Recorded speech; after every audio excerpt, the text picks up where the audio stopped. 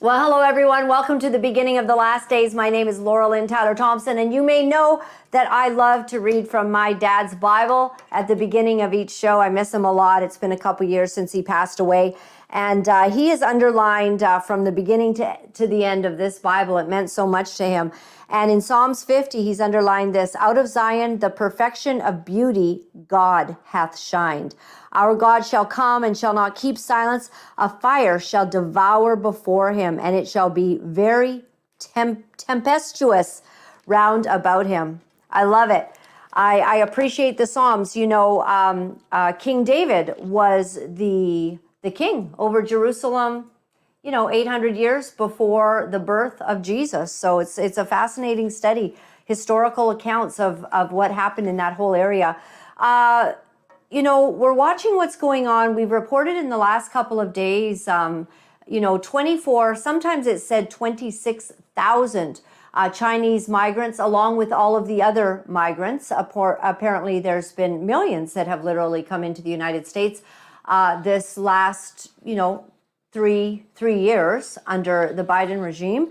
And we're watching as our nation is making decisions towards digital currency, towards watching humanity, making sure that they kind of have too much information on us. I just found out that I think CV, it's the big pharmaceutical chain in the United States of America, has released everybody's CVS has released everyone's information without a search warrant, has just given, if you went and got your prescriptions filled, I guess the government knows what meds you're on. Fantastic. Well, there's an incredible woman in the world, and she is going about giving her perspective on what is going on, giving a warning. And her name is Xi Van Fleet, and she is the author of Mao's America, A Survivor's Warning. She describes herself as Chinese by birth, American by choice. Survivor of Mao's Cultural Revolution, defender of liberty. She was born in China, lived through the Cultural Revolution, and was sent to work in the countryside at the age of 16. After Mao's death, she was able to go to college to study English and has lived in the United States since 1986. In 2021, she delivered a school board speech in Loudoun County, hope I'm saying that right, Virginia, against critical race theory that went viral and ignited national conservative media attention. She now devotes her time and energies full-time to warning about the parallels between Mao's Cultural Revolution in China and what is unfolding in America today. She has important things to say. Xi Van Fleet, we welcome you to the show. Thank you very much for taking time to be with us today. Thank you so much for having me. This is a fascinating life story, American by choice. And tell us a little bit about why you have chosen America and what warning you are giving to America and to Canada, really, as North Americans. Yes, I came to this country when I was 26 in 1986. By then, I've spent my 26 years under Mao's China. I lived through the Cultural Revolution, and when it started, I was 7. And when it's finished, when Mao died in 1976, I was in the countryside to receive my so-called re-education by the peasants. So I lived through the most brutal Chinese communist regime. And so I came to this country because everybody knows that America is the best place on earth. And so when I left China, I thought I left communism behind me. I thought my troubles all over, and there's nothing to worry about because here I am in America. 6 years later, I was just really terrified to see the same thing that I left behind is playing out right here in America. We are experiencing a complete communist takeover of our country. Wow, those are strong words. Did you hear that, everyone? She's saying we are experiencing a communist takeover of our country. What are some of the specific signs that you see troubling right now? Yeah, it's a cultural revolution. It is not a classic kind of like violent uprising, overthrow on the government. No. This is a cultural revolution, just like what I experienced when I was in China. It is by overthrowing the system, the institutions, the tradition, the past. Basically, cultural revolution is trying to erase the past so that we don't know where we're from. And all we know is that we need to follow the new ideology. In China, that was Maoism. And here it is woke, but they all are Marxists, and they all come from the same roots and then from the same playbook. Wow. So when you began writing and you gave this viral speech about critical race theory, were you surprised that it was noticed in such an incredible way? Yeah, I'm surprised that I caught so much attention, but I'm also surprised that so many people, to them, it's first time they heard Cultural Revolution. And that was a big surprise to me because I thought that's something everyone knows. Not true, not true, because Americans were never taught real history, and they never taught the real history of communism, the horror of communism, and especially the Chinese Cultural Revolution. So I think, and I think it's so important, so important for people to understand the history, because this is the history repeating right now, right here in America. Wow.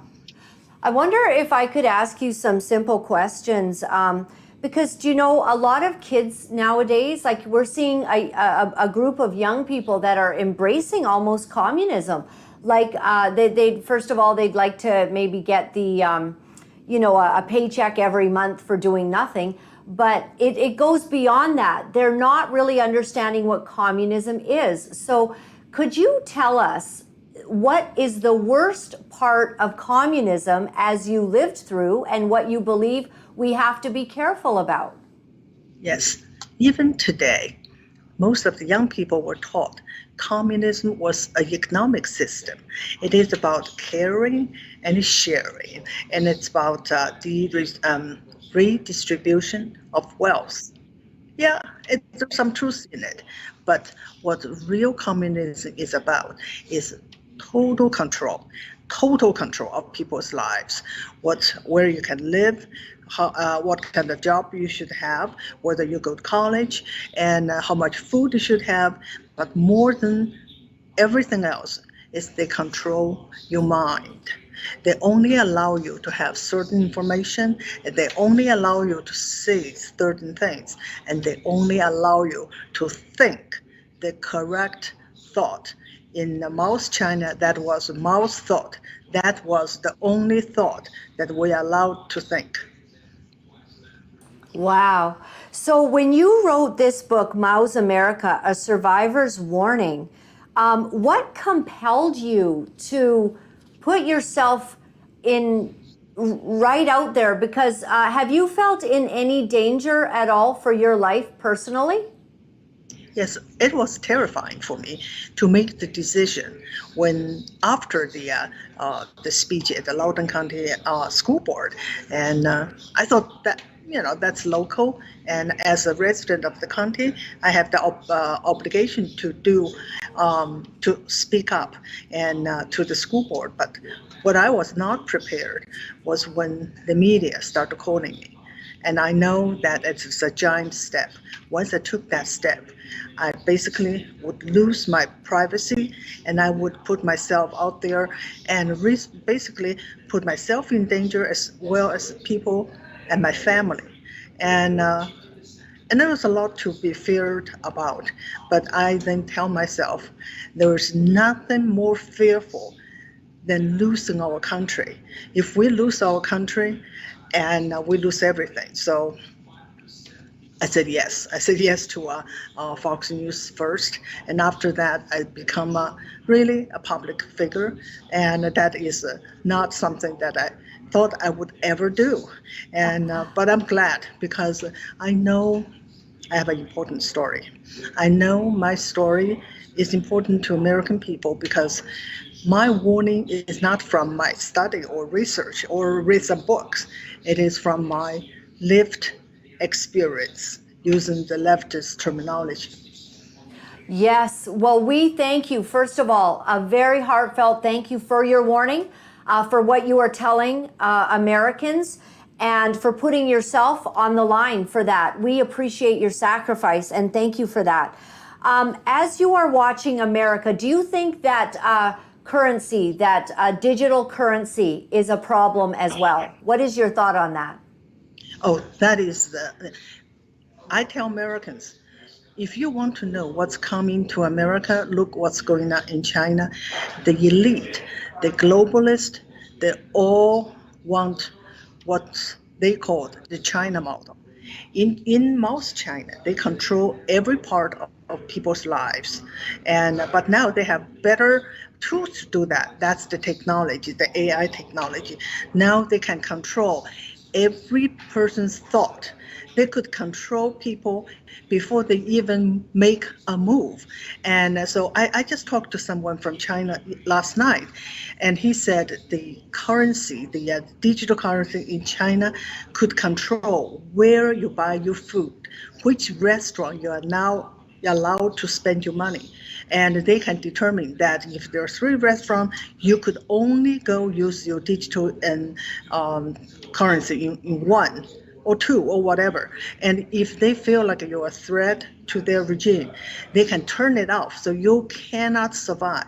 You cannot survive because you can't buy food, you can't travel, you can't do anything. And that is absolutely the most dangerous thing that's happening now, is that we have totalitarian terrorists. Also, we have the technology for them to use to control us. So it's coming if we don't stop it. And what is going on in China is really a warning sign for us, what's coming here. I absolutely agree with you. One of the things that's been happening in Canada, Xi, as well as the United States, is the setup of police, Chinese police stations. And in Canada, some Chinese have gone public saying, we don't understand why you're allowing this because it's intimidating to Chinese people. Are you seeing that as well? Yeah, here is the thing. And a lot of people, I think, have the misunderstanding. And they think that the threat, our most dangerous threat, is CCP. It's not totally wrong, but I would say the most dangerous enemies that we're facing are enemy within. They allow CCP to do whatever. They allow the CCP to infiltrate our society. In America, they allow CCP to buy farmland. They allow CCP's TikTok to influence and poison the mind of our children. So it's the enemy within. And I think that's something that people have to focus on. Is CCP is our enemy, yes, but it is the traitors, the Marxists, the communists. Wow, that is an excellent perspective. And they've done this in many ways. Are you watching what's happening at the southern border in young, able-bodied, men that could fight in wars? Not a lot of presence of women and children, just young men. 26,000 coming over the southern border, Chinese young men, along with men from the Middle East and Africa. All over the country, Yes. the world, yeah. And again, this is the same thing I'm trying to tell people. And it's because Biden want them to come here. It is the enemy within want this to happen. They want to make America or the North America a place that is not safe, and they want chaos. And that's what happened during the Cultural Revolution. Is Mao wanted chaos. He believed his new order can only be born out of chaos. So during the Cultural Revolution, he defunded, it's not defunding, but he dismantled the criminal justice system. He gave the Red Guards all the power to do anything to destroy our heritage, like statues, to destroy people's lives, and even give them the license to kill. And so we see now in North America, in America, the those social justice warriors, they could go and have a protest and turn it into a riot. They go looting around, and there's no consequence. Why? Because they were backed by the people who want to create chaos. It is all by design, and it is absolutely the same, the history repeating. So when we see Black Lives Matter, and even now at the latest, these pro-Palestinian riots that are turning more and more violent, all of this seems to be the creation of complete chaos, much like you're talking about Mao, inviting that kind of chaos. But these young people who detest America, and they seem to make everything about race, when in fact so many opportunities have been given, even to someone such as yourself. Exactly. You've had the world handed to you because you are free to say what you want. What do you say to young BLM enthusiasts that don't seem to grasp what's happening? Well, one of the key things I think is they don't teach real history, and in school they taught the kids about slavery, right? Everyone, even if they fail everything else, they knew slavery. They not only they know about slavery, they were taught that slavery is still here with us today, and they knew Nazi Germany, and no one would claim themselves to be Nazi. But they don't know anything about communism. Communism has killed more people than Nazis, than any other ism put together. It killed up to 100 million people and about 80 million Chinese. They don't know. They don't know, and you can't blame them. Many times I feel like you can't blame the kids because that's what they were taught. So who do I blame? I blame the American Marxists. I blame those who were in control of our higher education, because they have been, since the 1960s, producing generations of communists and Marxists. And they use this strategy called long march through the institutions. Since then, they have taken over all our institutions, every one of them, including media, entertainment, churches, political parties, government, and even our military.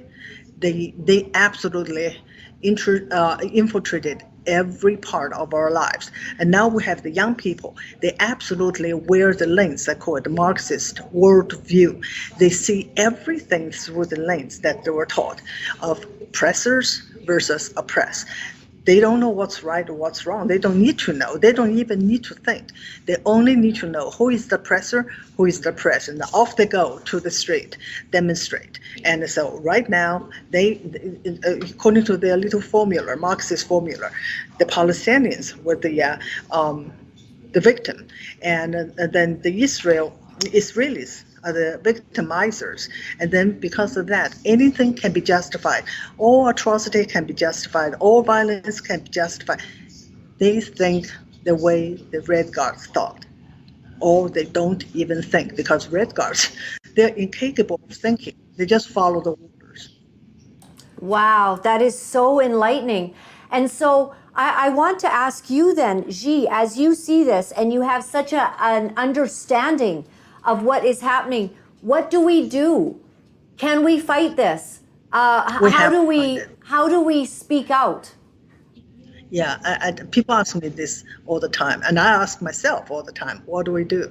And I think the first thing is to understand. And that's why I wrote that book, because I realize people need to really understand this. And that's more than what I could do in an interview here, a speech there. So that's why I wrote the book. Because knowledge is power, I guess. If we have knowledge, we can perhaps have an understanding and then speak out, speak up, stand for the truth. because Yeah. the young people seem to be getting lost. A generation has been overtaken in our school systems.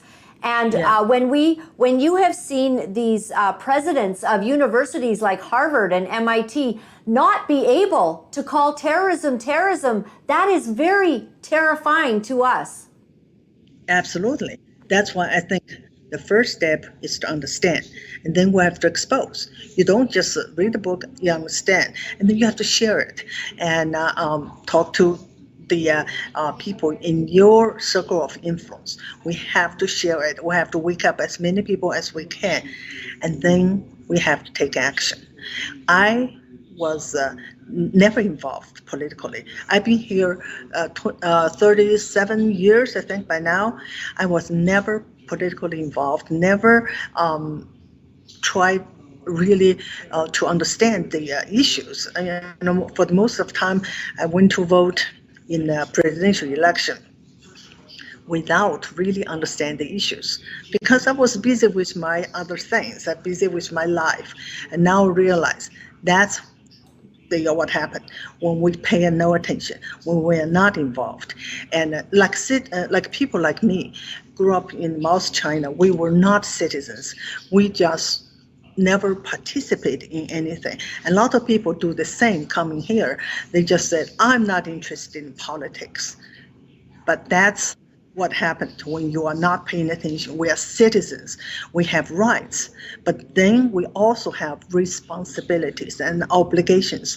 That's what I'm trying to tell people. Tell them my story, that I was not involved, never dreamed of speaking publicly. But now I realize if we don't do that, we're going to lose our country. We're going to lose our American dream and our freedom. And that's what's on this in the stake, that I have to speak up, and I want everyone to do the same, to get involved in the political process and participate in your local process, in local politics, supporting the candidates that share your values. Go to school board, hold the school board members Accountable. accountable. We have to do that. We have to save our country. We can't just depend on someone like Trump to get into the White House and solve all the problems for us. No, we have to do it at the local level, at our workplace, in your kids' school, and that's how we take back the country, because that's how they took our country by little, and they took all our institutions, and that's what we have to do to take it back. I am so grateful for your voice and for your courage. This is absolutely incredible. I have one final question for you, Xi, and my question is, was there one defining moment that kind of woke you up? Because as you said, you weren't involved in politics. You were just living your life like an American. You chose America, the land of the brave and the free, and America embraced you. But what was it that made you go, hey, wait a second, something's wrong? 2020. 2020 was the turning point for me. When I, excuse me, when I saw what's going on in the street, and all the memory came back to me. That's how what I witnessed in China as a little girl. It's the chaos, the cancel culture, the violence, and I said, this is no longer some kind of a warning sign. This is a full-blown Marxist revolution, and the goal is very simple: the destruction of our country. I had to do something, and I did. Wow. I'm so grateful for you. Thank you very, very much. I agree. I think 2020 woke a lot of us up. It was right before then we started fighting some of the indoctrination in the schools, and that was sort of going like, what? And then 2020, like, oh my goodness. I like how you say that, full-blown Marxist revolution. That's what we're in, and we better wake up. Yes, we're in a war. Oh, we're in a war. Still not understanding we are in a war. An undeclared war, but raged on us, and we have to fight back. Thank you. Thank you, G. Thank you for taking time for us. We love you. Please continue your work. Write another book. Keep speaking, keep talking, and may God protect you. Thank you very much. Thank you. Thank you. Wow. Wow. So that is a life and a story that that will not be forgotten. And I'm so grateful that she is actually putting herself out there. Can you imagine coming here, finding a new life? She had every, opportunity to just keep being silent, to not speak out. But then she does this one, this one speech that kind of went viral on critical race theory. And that became, what kind of ignited her into the public life. And she never expected, just such a gentle and a quiet person. She did not expect that she was going to be thrust into the limelight with a book. And I imagine that her life is in danger because she's speaking so radically. Let's have a look at a couple of things going on. Ukrainian grifter President Zelensky visits the White House and leaves with $200 million. No audio on this. So here's President Biden. He is actually letting everybody know, hey, I've got something to say. He kind of quietens the group. And we were unable to get audio for whatever reason, but he says we're about to give $200 million to Zelensky. So here we've got people starving in the United States, losing their homes. I saw a report on food. It's absolutely disturbing. What used to cost a family maybe $180 is now, up over $300, and people are not affording it. I want to show you in the wake of these presidents of the universities who could not speak with any common sense or any courage, could not call terrorists terrorists, could not speak about their universities being able to be clear on it being against their policies for a genocide to be called against the Jews. They could not actually kind of bring themselves to declaring that to be a problem. In the wake of that, we have a Jewish Harvard student who calls for the resignation of President Gay. 2023 calling for the genocide of Jewish people would be considered context dependent according to the best academic institution in the world, and the individual who calls for that is able to keep their job. So the faculty letter talks about the importance of resisting outside political pressure. And I would actually agree with that. I'm hardly a billionaire, but I certainly welcome open discourse concerning the university's hiring and firing practices and their fair enforcement of the student conduct standards, something that we have not seen before. I'm also one of 1,000 current students and alumni who called for the president to resign. So what I would ask those faculty, and I certainly disagree with them respectfully, but I would ask them to, number one, talk to us, talk to Jewish students and see what our experience has been the past 3 months. And then I would also ask them, what if this was a different minority? What if Claudine Gay had said this about Black people, about gay people, about Asian Americans? Would you be as defensive as you would be now? And let's also be very clear, under Claudine Gay's leadership of the last 3 months, there has been an almost complete destruction of Harvard's reputation, the loss of more than $1 billion in donations, 2 different congressional investigations, calls for further federal action, charges of plagiarism and falsifying her own data in her dissertation, a total moral abdication of leadership. So I'm confused as to why people ask me why I think that she should resign, as opposed to me asking them, why should she stay? I certainly welcome the sudden interest in commitments to free expression and the First Amendment, but we have to keep in mind that this is a president whose university mandates that all students attend a Title IX training where they are told that cis hetero sexism and fat phobia are forms of violence, using the wrong pronouns as a form of abuse, where Ronald Sullivan, who was a beloved professor, was fired for representing an objectionable client, where only 3% of the faculty openly identify as conservative, and as you said, ranked 248 out of 248 universities when it came to free speech. So the fact that we would love to do something for Jewish students and protect Jewish students, but we just can't because we have a commitment to the First Amendment, when you and I both know that Harvard does not have a legal obligation to protect students who are engaging in violent rhetoric concerning Jewish students, and they don't have historical precedent of ever enforcing these policies to begin with. Just last year, when a student was engaged in a homophobic incident, he was condemned almost immediately and he was expelled. A couple of years ago, when you had about 10 different students who were accepted and it turned out that they had submitted racist posts on social media, the university suspended them and rescinded their acceptance. Right. So the fact that when it comes to Jewish people, all of a sudden we wish we could do something, but we just can't because of the First Amendment is breathtaking in its hypocrisy. It's breathtaking because it's so dangerous. And it's actually so exposing of the anti-Semitism that has been growing and growing. And it's no surprise to us as Christians. We know the devil hates the Jews. We know that because, they've been called God's chosen people in the Bible, that there's a problem. Now, I've got all kinds of people still sending me, stuff about how, well, they rejected God. The whole world has rejected God. The whole world. It doesn't mean that God's not keeping his covenant with Israel.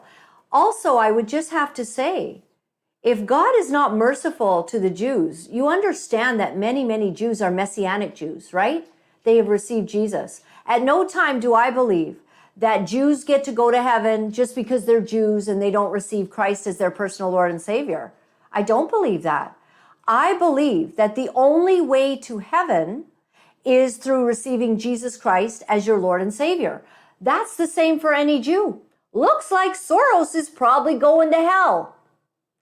I don't know, call me cold, doesn't make me lose sleep at night. There are people that are pure evil that are Jews. There are people that are pure evil that are Canadians. In fact, our own Prime Minister. But it is very difficult for me to understand how, even if we take aside a biblical perspective on the Jews, let's understand that the Jews, of all people in the world, are just simply not given the right to live peaceably in their land. It is their land. It was their land long before 1948. It was their land when David was king in Jerusalem, 800 years before Jesus. It was their land. Jerusalem, Bethlehem. Bethlehem's not even in Israel. All of this was the Jews' land. It's where Israel lived. It's where the kings came about. Why can't we let the Jews have their land? And for all of you still, you should see, oh my word, you should see the emails I get from Christian people and some people like, calling for a ceasefire, Christians calling for a ceasefire. What exactly will happen if the Jews suddenly stop going after Hamas? What will happen? Let me tell you. They will regroup Hamas. They will reload and they will reattack the Jews. If you were a Jew and your husband had his eye gouged out, your children were burned alive in front of you, and you were raped, and your brother was raped right in front of you, would you be thinking, yes, let's just call for a ceasefire against the terrorist Hamas and the Hezbollah's joining in? I mean, Lebanon's now involved in a big, problem because why? Because of terrorists going against Israel. Let them be. Let them have their land. They can't. Because the devil hates the Jews, the devil hates Israel, and so do the people who are at odds with them, probably until the end of time. I do not support terrorists, and I cannot fathom that it's difficult for the president of a university, being black even, My gosh, shouldn't she have even more understanding? She feels like they're people. They came from slavery. Now, many blacks now saying, you know, thank God we were brought here. What the devil meant for evil has turned to good. Africans, you know, and places over there in, you know, North Africa, South Africa, East Africa. I mean, there's a lot of poverty. So, yes, terrible things happened in our past of which none of us had anything to do with it. We don't agree with it. We don't agree with slavery. If I had slaves, I would let them all be free. I don't agree with it at all. But because what the devil meant for evil, God turned to good, and they actually were able to come to North America like she, our guest today, and find a new way, and find a freedom and possibilities like they'd never seen. Ask Morgan Freeman. He says he doesn't understand about all this racism stuff. I'll never forget seeing his incredible, you know, video on saying he was so grateful. He's got to make millions of dollars doing movies, playing God. It's absolutely shocking. President Gay, I hope that she is dismissed ultimately. I think that what is happening and what will happen is that they will begin to lose all their funding for their universities because people are going to go, hey, I don't like what I'm seeing and I don't like that my kids might be going to your university and I'm taking my funding away.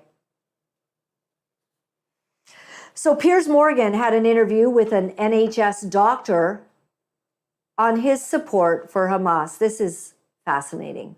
Brave Mujahideen, they gave the enemy a punch on the nose. All right? And it's a very welcome punch on the nose. How can you categorize a terror attack in which 1,200 mostly innocent civilian people were brutally attacked, raped, tortured, beheaded, and murdered? How can you, a British NHS doctor or NHS doctor in Britain, how can you say that's a welcome punch on the nose? Will you let me answer fully? Yes. I will be frank. I'll be as concise as I can be. But if you give me the courtesy of letting me answer fully. Okay. I will defend the right of the Palestinians to resist an occupation. When you look at that... That's not resistance, that's terrorism. When you look at what happened on the 7th of October, as if that is the day that everything started... I didn't say that. You didn't say that, but when people look at that... Do you think what happened that day was a terrorist attack? When people look... Do you? Do you? You know, the word terrorism has become so... politicized. Actually, not really. The word you can terrorism, be deeply sympathetic to the plight of Palestinian civilians, which I am, by the way, and have expressed many times. What you can't do is be weaselly-mouthed about what happened on October the 7th. I asked you to let me finish. That was a grotesque I will terror ask attack. you to finish. Yeah, but you're equivocating about it being a terror attack. I'm not equivocating, and I will explain why. Okay, the word terrorism, by the way, in India last month. We're going to talk about India. Talk about what's happened the word here. terrorism in India.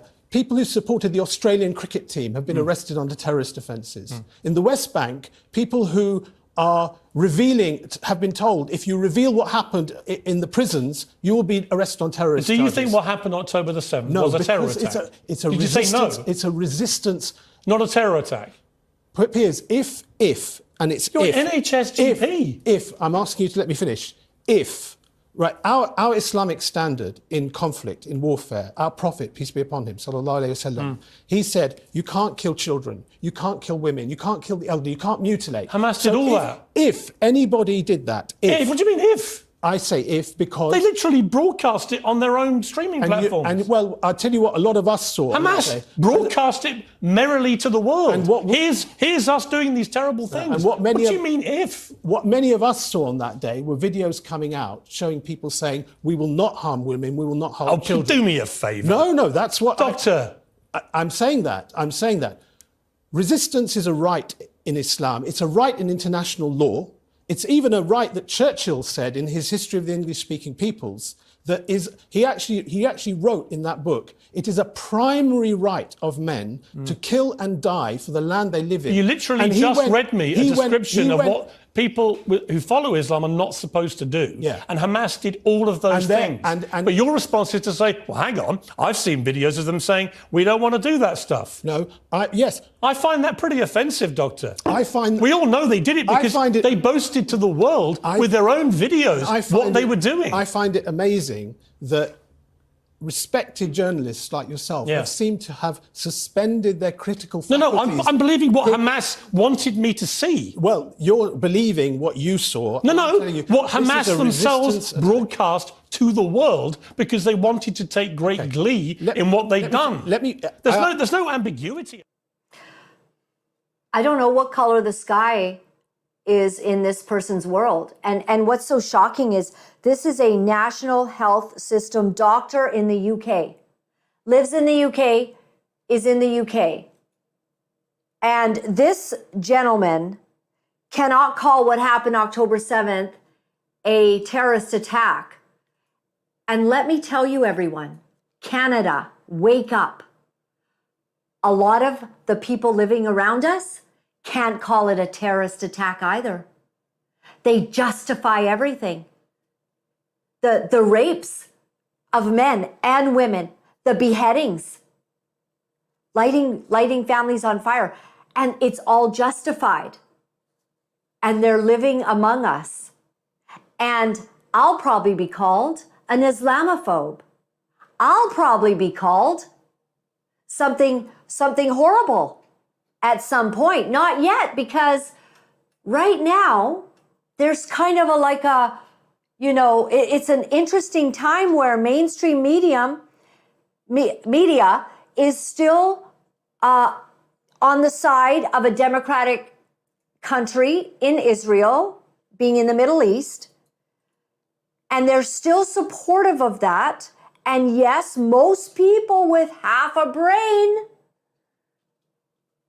can say that when you go into a country on a day and you kill 12 to 1,400 people in the most brutal, heinous, disgusting way of all time, that's wrong.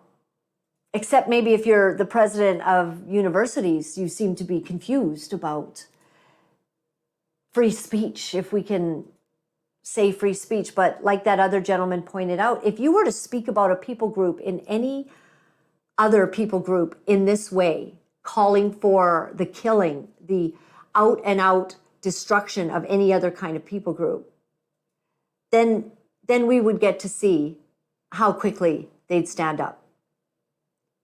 But this guy is a doctor in the UK, the European country, and they're here in Canada and in North America. I just don't know what to say. First and foremost, I follow what the Word of God says. First and foremost, they follow what the Quran says. This is a religious war in which they will not, as Muslims, allow Israel to have their land in peace. They will not. And even for those who support a logical, concrete, common sense conclusion that a land such as Israel, that has historical merit to that land, that they should have a place, even them, when it comes to a war between Muslims and the Jews, they will side with the Muslims. No matter how irrational, no matter how it makes them look bad to us as Westerners, they will. And I'm seeing it. And the hard part is that the confusion that is in the Christian church or society in general, and even some of the freedom movement that I have loved, your confusion is because of your ignorance. Your confusion is because you are taking talking points and you're turning into our disgust in Soros and the Rothschilds and the like, our disgust in them does not mean disgust in the Jews having a right to their land. They are not occupiers, as this guy started out that interview with Piers Morgan, basically saying the occupation of what? Their land? The word Palestinian was not used till 1923. Herodias named it Palestina in 70 AD as an affront to the Jews. Hadrian was the guy who named it Palestina. And he did that to offend Jews because he did it Palestina after the Philistines, who were historical enemies always of the Jews. David and Goliath. Goliath was a Philistine. The war has been going on forever. But how can we side with those that are basically, this guy just cannot call what happened October 7th a terrorist attack. He's sick and vile. He is sick and vile. And his ideology and his thinking is sick and vile. And it's everywhere. In Turkey, a legislator condemns Israel, and we don't really hear that part, but then he promptly has a heart attack.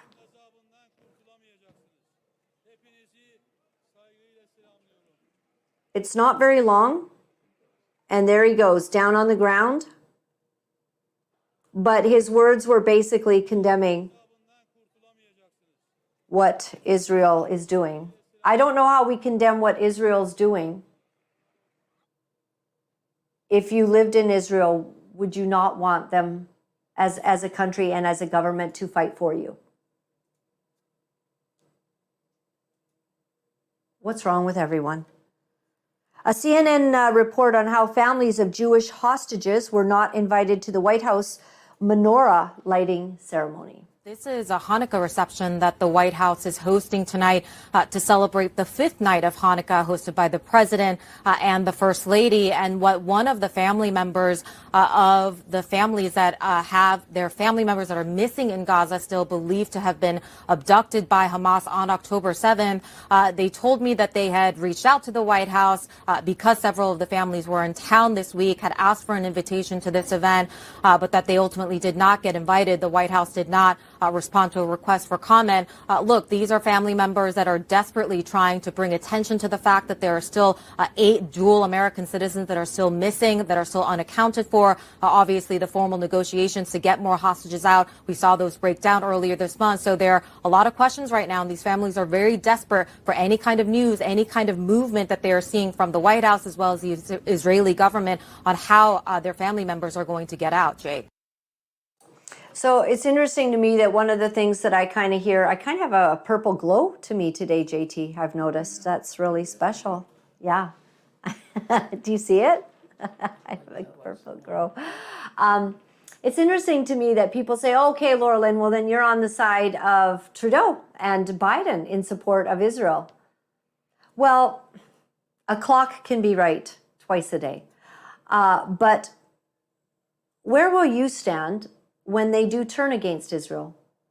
Because, you know, the Word of God says that there will come a day when no one will stand with Israel. That day will come. Not the countries, the nations will all not support them. So then you'll be on the side of them. I don't know. I understand. So in the U.S., a Jewish customer denied access to the bathroom at a coffee house. And I want to explain that she had already been in the bathroom and she saw anti-Semitic remarks written all over the bathroom wall. So she decided, you know, that she was going to go back in there and take pictures. This is what happened to her. We've given you all your food. I want to go into the restroom. You're holding up shit. All right. Also, currently, this is a private property. I want to go into the restroom. I do need you to leave. I know Israel loves taking private property and saying it's their own, but we gotta head.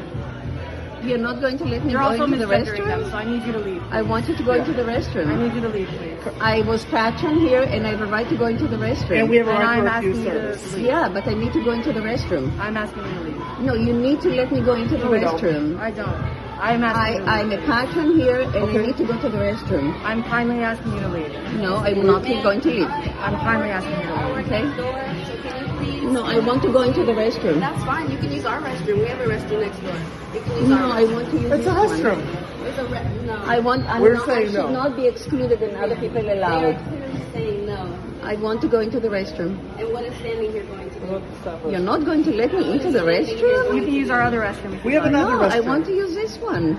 They're not letting you. All you We want don't- to get is a video Other of it saying patron- that Zionism is Why are you afraid? If you anti-Semitism, because it agree is. with it, why are you afraid that I will take a picture of it? Oh, actually, yeah, Okay. great, please. Why, if you agree with it, why are you Please. I'm not afraid? afraid of it. Then why you're My not letting problem me is in? because this is what you're doing.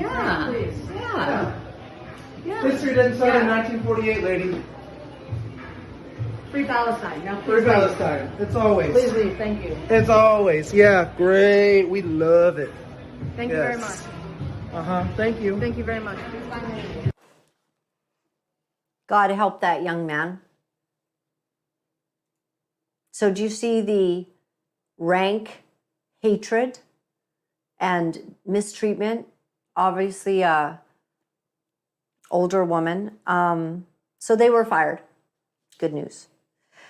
Tulsi Gabbard discusses with Joe Rogan the dangers of central bank digital currencies. Do you know it had some language in here? I don't know if you're able to see that. Okay. Sorry if there's any bad language. Take a look. Yeah, I'm concerned about all that, and I'm concerned about the lack of understanding that people have about the implementation of things like a digital currency that is centralized, that's controlled by the government. Right. That scares the shit out of me. Absolutely. Because that's what and Maxine Waters, who has been promoting this, said that we need this to compete with China, which is so crazy. Yeah. It's like saying we need communism to compete with communism. Yeah, exactly. Because that's what it is. Yeah. If you want to compete with communists, you have to be a communist. Like what? Yeah. Like digital currency that's centralized by the state is terrifying because they'll connect it to a social credit score system. Yeah. If they connect it to a social credit score system, Tulsi Gabbard, I don't like what you said on the Joe Rogan Experience. We're going to go and eliminate your ability to fly. Right. You can't fly. You can't travel. You can't buy gas anymore. Yep. Which is what they do in China. It's all within the realm of possibility. And you look at that, and what is the recent thing of, I think Elizabeth Warren was pushing for credit card companies to start tracking people who buy ammunition and firearms and report that to the government. Done this. Visa is going to change the way they categorize gun sales. So they'll put gun sales in a different realm of like just of regular sales, which is to let people know, like, hey, we're watching you. Exactly. Yeah. And not just because like, oh, well, I'm just curious. No. No. There's a regulatory follow-up action to that violation of privacy. So really, this is where we're going, and I think this is what our guest today, Xi Van Fleet, her book, Mao's America, A Survivor's Warning. I think this is what she's warning about, the absolute total control, and that's why digital currency is so terrifying. We don't want to go down this road of being controlled, especially with the people that are in control. You know, if you like the people in control and there's a lot of control, hey, maybe everyone's happy. And I think that's why the left's happy, because while we were sleeping, they seized our educational systems. They seized our governmental systems. And I appreciate what Xi was saying, that it's important that we now engage ourselves in culture, engage ourselves in school board trustee meetings, become an advocate, become somebody who runs to be an MP, an MLA, an MPP in our country, do things that make a difference. And in the United States of America, you know, this is what the Christians are doing this. You know, in Ezra and Nehemiah, in biblical times, government and church ran together. So there is a format by which the religious positions of the world,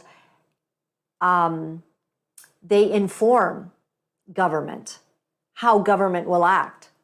And so, you know, I'm all for being very, very involved in all of these things. I want to get a statue. I think I might have put it on my Facebook that's being erected, a really bizarre statue. Let me find this.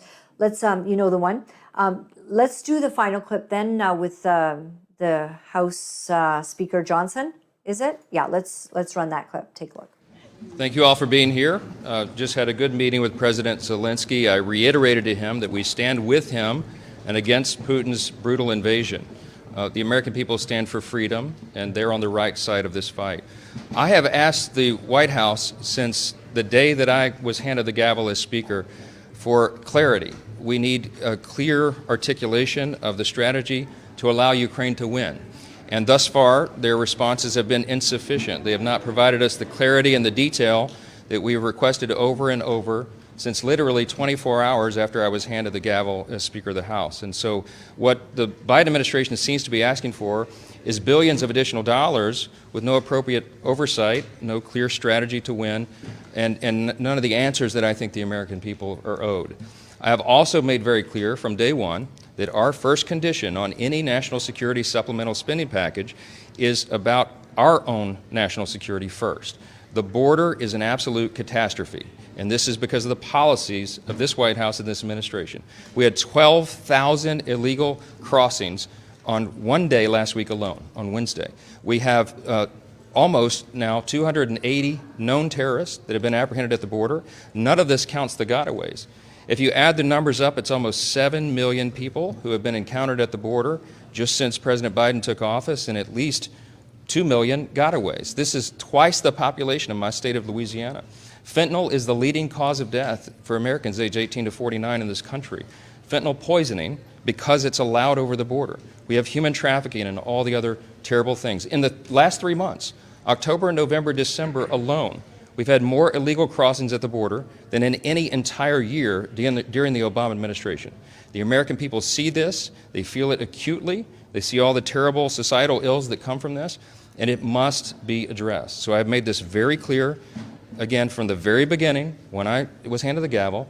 We needed clarity on what we're doing in Ukraine and how we'll have proper oversight of the spending of precious taxpayer dollars of the American citizens, and we needed a transformative change at the border. Thus far, we've gotten neither.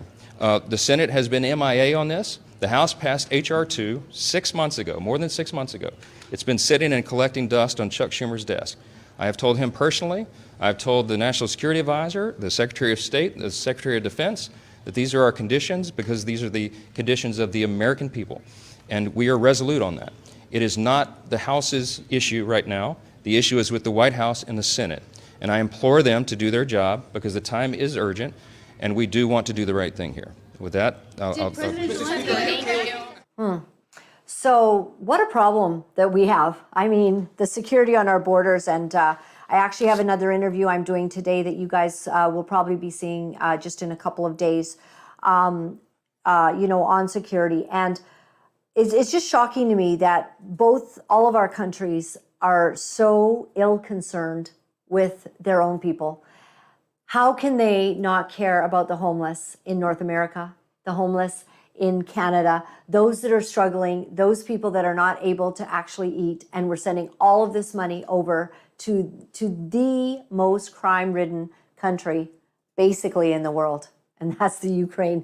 And I just met wonderful Ukrainian people at the supermarket the other day, and they've fled basically. So my website is Laura-Lynn.tv. Thank you very much for watching. If you appreciate the perspective, if you appreciate the sacrifice and the length it takes to actually bring you these kinds of shows, would you consider going to that donate button right there and helping us to do what we do? We really appreciate it. Thank you to all of the anonymous donors. I will not know your name except if you will write me an email and say, I'm an anonymous donor, and then we can have a little, chat about it. We really appreciate that some of you have become monthly supporters. Some of you make a one-time donation, or periodically you support us. When you see, we are making an epic stand. Let me tell you, we have got all kinds of backlash coming against us because of the stands that we take. And it is an honor. It is an honor to stand for truth. I couldn't care less if we get a lot of fire back. When I firmly believe that I've researched a matter, that I am on the right side of history and on the right side of the Word of God, when I have ascertained that, I have no problem being very bold in my courageous stand for all of the right ways of thinking that this show does. I can't even mention them because of the platform we're on right now. But if you appreciate that, thank you so much for doing this. And in light of our monetary system, we talked to you a lot about this. We do encourage you to not just keep hordes of amounts of money in the bank. We encourage you to get a hold of Steve Merrill at sovereignize at protonmail.com and ensure that you're making good decisions. I even suggest real estate, invest in real estate even, but just keeping money that is potentially at any given moment, on any given day, a crisis hits and it's no longer valued at what it's valued at today. That can happen. It's happened historically, and we have examined and know what is being done with money being printed. So we ask you to please, be diligent and look ahead and do the right thing with your funds. I want to leave you today with Jeremiah 23. It says, "Woe to the shepherds who are destroying the scattering the sheep of my pasture, declares the Lord." Who are destroying and scattering the sheep of my pasture. Therefore, this is what the Lord, the God of Israel, says to the shepherds who tend my people. Because you have scattered my flock and driven them away and have not bestowed care on them, I will bestow punishment on you for the evil that you have done, declares the Lord. I myself will gather the remnant of my flock out of all the countries where I have driven them, and I will bring them back to their pasture, where they will be fruitful and increase in number. If you want to look this up, everyone, it's Jeremiah 23. I will place shepherds over them who will tend them, and they will no longer be afraid or terrified, nor will any be missing, declares the Lord. The days are coming, declares the Lord, when I will raise up for David a righteous branch, a king who will reign wisely and do what is just and right in the land. In his days, Judah will be saved and Israel will live in safety. This is the name by which he will be called, the Lord, our righteous Savior. I really honor that such a great covenant has been made with the people of Israel, but also because the people of Israel did reject Christ when Christ came. An opportunity for Gentiles, that's me, maybe you, I don't know, for us to be engrafted into that great family. And I am so very grateful for that. And I'm also grateful for this, that like the prodigal son, the story of the prodigal son told in Luke 15, Jesus told this story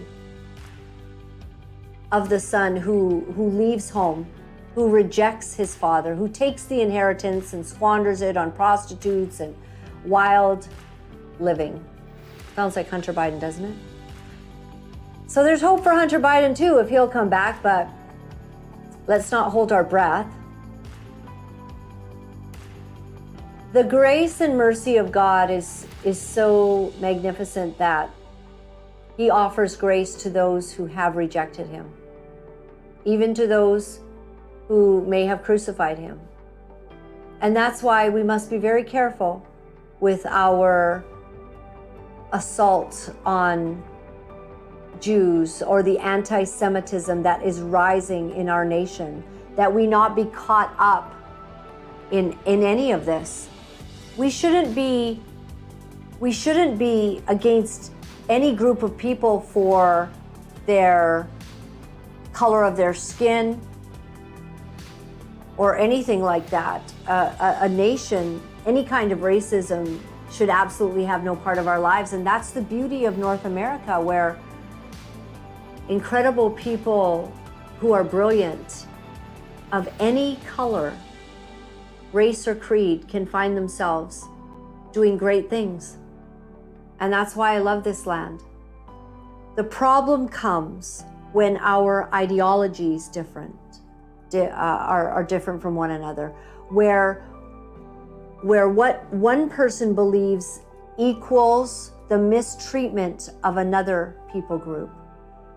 That's where we're going to find that our nation is becoming divided, because God loves all of us, and of course He would want peace for everyone.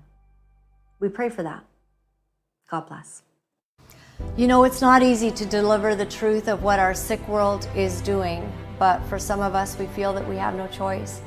Because if we are silent about these abominable things, then we are letting evil go unchecked, and we cannot do that. For those of you wonderful people who are writing me and are sharing your encouragement, I am deeply grateful. Thank you for all the letters that you've been sending.